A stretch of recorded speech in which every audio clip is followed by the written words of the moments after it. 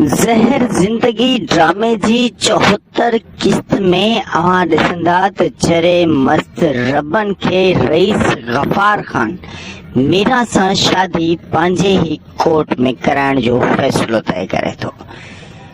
रबन ऐं मीरा जी शादी 74 किस्त में त नामुमकिन आहे, पर थी सघे थो त ज़हर ज़िंदगी जी 75 किस्त में रबन ऐं मीरा जी शादी ज़रूर थींदी, छो त अॼोकी 74 किस्त में रईस गफ़ार ख़ान ग़ुलाम ऐं ओठे वारनि जे विच में फ़ैसिलो तय करे थो, जंहिंमें लुकमान मजबूरन पंहिंजी ज़ाल मीरा खे तलाक ॾियण ते राज़ी थिए थो।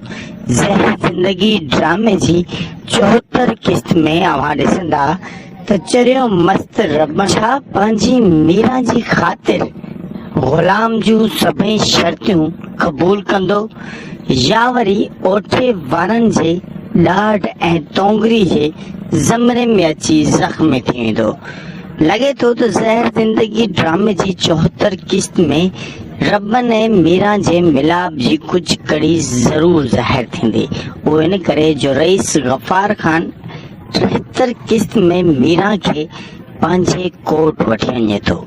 इन जो मतिलब त रईस गफ़ार ख़ान लुकमान वारनि खां मीरा जो संग मतलब उन्हनि जो रिश्तो ख़त्म कराए रबन सां रिश्तो कराइण जी कोशिशूं जारी रखे थो।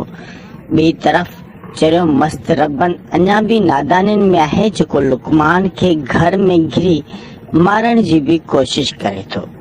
इन ॻाल्हि ते रईस गफ़ार ख़ान जो छा रद्द अमल हूंदो, इहो अव्हां ऐं असीं ॾिसंदासीं ज़हर ज़िंदगी ड्रामे जी 74 किस्त ऐं 75 किस्त में।